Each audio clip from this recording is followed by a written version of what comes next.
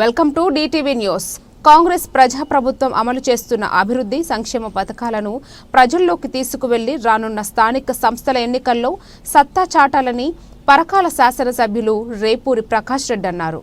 సోమవారం గీసుకొండ మండలం ఊకల్ క్రాస్ రోడ్డులోని ఎస్ఎస్ గార్డెన్లో సంగెం గీసుకొండ మండలాలు మరియు 15, 16, 17 డివిజన్ పరిధిలోని కాంగ్రెస్ పార్టీ కార్యకర్తల సమావేశాన్ని నిర్వహించారు. ఈ కార్యక్రమానికి ముఖ్య అతిథులుగా పరకాల శాసనసభ్యులు రేవూరి ప్రకాష్ రెడ్డి, టీపీసీసీ ఉప అధ్యక్షులు దొమ్మటి సాంబయ్య, కూడా చైర్మన్ ఇనుగాల వెంకట్రామరెడ్డి పాల్గొని కాంగ్రెస్ పార్టీ నాయకులు, కార్యకర్తలకు బీసీ కులగణన, ఎస్సీ వర్గీకరణ మరియు రానున్న స్థానిక సంస్థల ఎన్నికలపైన దిశానిర్దేశం చేశారు.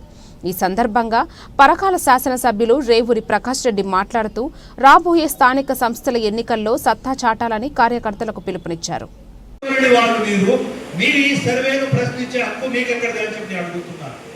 ఒక ప్రభుత్వం ఒక నిర్ణయం తీసుకున్నప్పుడు ఆ నిర్ణయాన్ని గౌరవించవలసిన ప్రాథమిక సూత్రానికి విరుద్ధంగా మీరు ఉన్న వ్యక్తులు, మీరు ఒక పాకిస్తాన్ బిడ్డలో లేకుంటే చైనా బిడ్డలో అన్నట్టుగా మీరు ఈ దేశానికి ఈ రాష్ట్రానికి సంబంధించిన వ్యక్తులు కాదని చెప్పి అడుగుతున్నారు.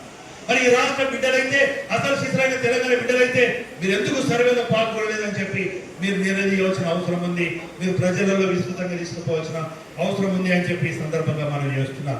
ఒకసారి చూస్తే దయచేసి కొంచెం ప్రశాంతంగా ఏంటంటే అందరినీ ఆ రోజు మైనారిటీస్ అదేవిధంగా బీసీలు కలిపితే 51.90%.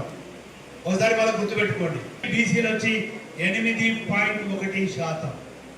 అంటే 8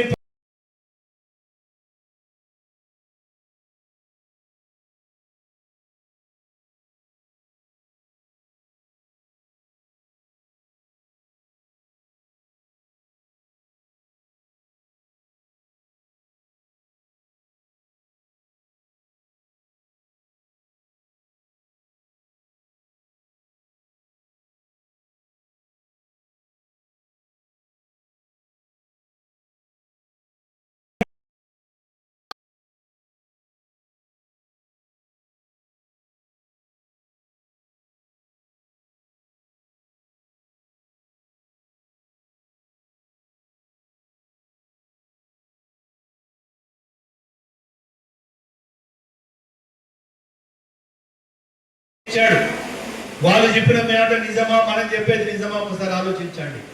ఎంత దుర్మార్గమైన ఆలోచన అంటే, సంవత్సరంన్నర కాలం ఫామ్ హౌస్ లో పండుకున్నాడు, సంవత్సరం 2 నెలలు పండుకున్నాడు, సంవత్సరం 2 నెలలు పండుకొని మళ్ళీ ఒకసారి బయటకు వచ్చినట్టు వచ్చిండు. అది జైలుకి పోయినాడు ఒక్కడు చూసినావా, వచ్చి దండలు ఎంచుకుంటాడు చూసినావా? ఒకడు ఎవడు రాజకీయ రౌడీలు జైలుకి పోతారు. ఎందుకంటే మొన్న కేటీఆర్ ఒక మాట అన్నాడు, నన్ను జైలు పంపిస్తే మంచిగా యోగా చేసి మళ్ళీ బయటకు వచ్చి పాదయాత్ర చేసి మళ్ళీ మాకు గవర్నమెంట్ వస్తుంది అని అన్నాడు. అంటే దొంగ లంగ పనులు చేసి చెల్లేమో లిక్కర్స్ కాకపోతుంది. అక్కడ కేజ్రీవాల్కు అక్కడ ప్రజలు బుద్ధి చెప్పిండు, వాళ్ళ పార్టీ కూడా బుద్ధి చెప్పిండు, ఇక్కడ కూడా బుద్ధి చెప్తే కూడా ఇంకా వాళ్ళకు కూడా బుద్ధి రావడం లే, ఇంకా మాయమాటంతో మోసపుచ్చాలని చూస్తున్నారు. అలాంటి వ్యక్తులు ఒకటి బయటికి వచ్చి ఒకటి సెల్ ఫోన్ లో చూపించుకుంటూ ఒకటి అన్నాడు, చూసినావా గత ప్రభుత్వం బాగున్నదా, ఈ మన ప్రజాపాలన బాగున్నదా అని అంటే 72%, 74% ప్రజాప్రభుత్వం మన మర్చిపోయారు, ప్రభుత్వం బాగున్నదని ఇచ్చిందట 74%. అదేవిధంగా మనం చూస్తే 36% ఈ ప్రభుత్వం బాగున్నదని ఇచ్చిందట. అది ఎంతమంది నమ్మింది చెప్పండి? ఎవరైనా నమ్మేనా? బ్రోకర్ నా కొడుకులు బ్రోకర్ మాటలు మాట్లాడతారు. నాకు అప్పుడప్పుడు అసభ్యంగా మాట్లాడే ఇష్టం ఉండదు, కానీ కడుపు మండిపోతాను. ఎందుకంటే ఇవాళ మనం చూస్తే దుబాయ్లో ఒక సెంటర్ ఏర్పాటు చేసుకొని 125 మందితోటి తప్పుడు సమాచారం సోషల్ మీడియాలో అందియాలని ప్రయత్నం చేస్తున్నారు. కానీ మనం వెనుకబడుతున్నాం. మన నియోజకవర్గంలో మన వాళ్ళు చాలా మంది పాల్గొంటున్నారు, నీకు కాదడాలి, కానీ ఇంకా ఫెరోషియస్ గా ముందుకు పోవాల్సిన అవసరం ఉన్నది. తప్పుడు సమాచారంతో ప్రజల్ని మభ్యపుచ్చాలని ప్రయత్నం చేస్తున్నారు. కనుక నేను ఒకటే మీ అందరికీ విజ్ఞప్తి చేస్తున్నాను. మనం చూస్తే 4వ తారీఖు నాడు శాసనసభ సమావేశం జరిగింది. బీసీగా మనం సమగ్ర కులగణన సర్వే రిపోర్ట్ తీర్మానం ఆమోదింపజేసుకున్నాం, ఎస్సీ వర్గీకరణ ఆమోదింపజేసుకున్నాం. తర్వాత మనం చూస్తే నేను అనుకోవడం వారికి నాడు అనుకుంటా ఎమ్మెల్యేలతో ఒక సమావేశం ఏర్పాటు చేశారు. గౌరవ ముఖ్యమంత్రి గారు, గౌరవ ఉప ముఖ్యమంత్రి గారు, అదేవిధంగా మనం చూస్తే మన పిసిసి అధ్యక్షులు, అదేవిధంగా దీపాదాస్ దినేష్ గారు నలుగురు మాట్లాడిన ప్రతి ఒక్కరు మాత్రం ఒక ఆవేదన వ్యక్తపరిచారు, బాధ వ్యక్తపరిచారు. మనం ఏం తప్పు చేసినాం, మనం ఇన్ని చేస్తుంటే వాళ్ళు తప్పుడు సమాచారంతో తప్పుడు వాట్సాప్ గ్రూపులను క్రియేట్ చేసి ప్రజలలో ఒక భావన తీసుకొస్తున్నారు. కొందరు ప్రజలు నమ్ముతున్నారు, అది వాస్తవే అనుకుంటారు. ఏ విధంగా అంటే దొంగే ఎదుటోళ్ళం దొంగ దొంగ అన్నట్టుగా చూస్తున్నారు. మన పెద్దల దగ్గర ఒక శాస్త్రం ఉన్నది, తినగా లేవ తీయ నవ్వునాట. అవునా కదా? నీకు అర్థమవుతుందా? అర్థమవుతుందా? చేతులు లేపండి అర్థమైన వాళ్ళు. మనిషి అబద్ధాన్ని 10 సార్లు దాన్ని మాట్లాడితే ప్రజలు నిజమో నమ్ముతారు. ఇప్పుడు అదే జరుగుతుంది. మనం అక్కడే తప్పు చేస్తున్నాం. ముఖ్యమంత్రి గారు కానీ ఉప ముఖ్యమంత్రి గారు నిజంగా ఒక రకంగా చెప్పాలి అని అంటే చాలా ఆవేదన చెందింది. ఇంత ఆర్థిక పరమైన ఇబ్బందులలో కూడా, ఇన్ని ఒడుకుదొడుకులలో కూడా ఇన్ని కార్యక్రమాలు చేస్తుంటే సోషల్ మీడియా ద్వారా బీఆర్ఎస్ నాయకత్వము ఒక సెంటిమెంట్ రోజు చేసి మనను తప్పుపట్టాలని ప్రయత్నం చేస్తే మన ఎమ్మెల్యేలు సరిగ్గా పట్టించుకోవడం లేదు, మన గ్రామంలో ఉన్న నాయకత్వం పట్టించుకుంటలేదు, ఒక మండల నాయకత్వం పట్టించుకుంటలేదు. ఇన్ని కార్యక్రమాలు మనం చేసి ప్రజలలో విస్తృతంగా తీసుకుపోవటం వల్ల మనం అందరం రేపు స్థానిక సంస్థలలో నష్టపోయే పరిస్థితి వస్తుంది అని చెప్పి వాళ్ళు ఆవేదన చెందిన విషయాన్ని తీసుకొస్తున్నారు. ఇప్పటికైనా మనం సరి చేసుకుందామా లేదా? ఇప్పటికైనా మనం సరి చేసుకుందామా లేదా? మూతోడికే జవాబిత్తమని చేతులు లేపండి. కుక్క కాటుకు చెప్పు దెబ్బ అన్నట్టుగా మాట్లాడాలి మనం. ఇప్పటి నుండి మూతోడికే జవాబు ఇవ్వాలి, కుక్క కాటుకు చెప్పు దెబ్బ అన్నట్టు మనం ప్రవర్తించాలి. మనం ఎవరి మీద దౌర్జన్యం చేయవలసిన అవసరం లేదు. రైతు రుణమాఫీ చేసిందా మీరు? రైతు ఆత్మహత్యలు జరుగుతున్నాయి, రైతులకు గిట్టుబాటు ధరలు ఇచ్చిందా అని మాట్లాడుతున్నారు.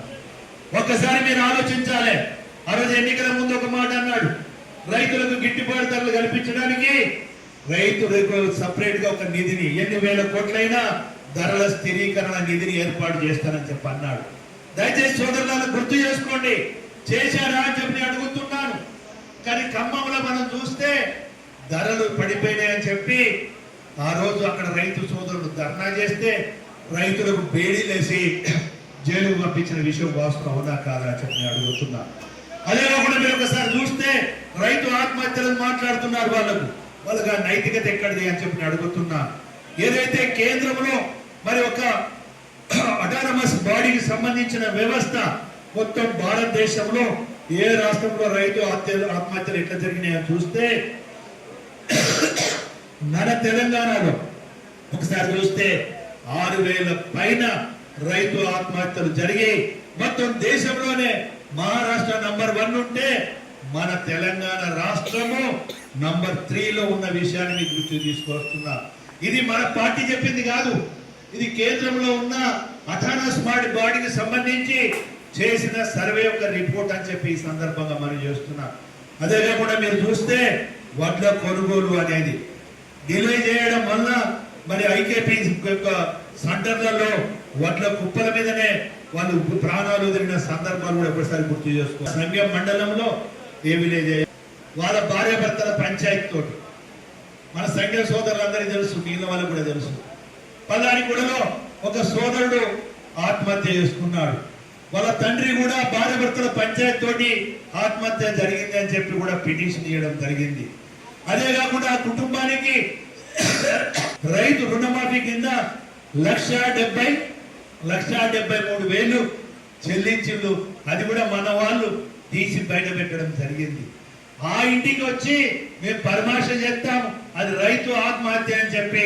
ఎందుకంటే తెలంగాణ ఉద్యమం అప్పుడు కూడా మనందరికీ తెలుసు, ఎప్పుడు చూసినా 16,100 మంది రైతు ఆత్మహత్యలు చేసుకున్నారని చెప్పి మాట్లాడే వాళ్ళు ఈ నాయకత్వం.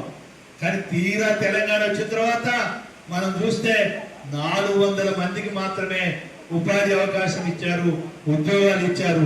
మరి మిగిలిన 1,200 మంది ఎటువేళ్ళు తాత కొడుక అంటే వాళ్ళ దగ్గర జవాబు లేదు అని చెప్పి ఈ సందర్భంగా మనం చూస్తున్నాం. ఆ రోజు కూడా మీరు చూస్తే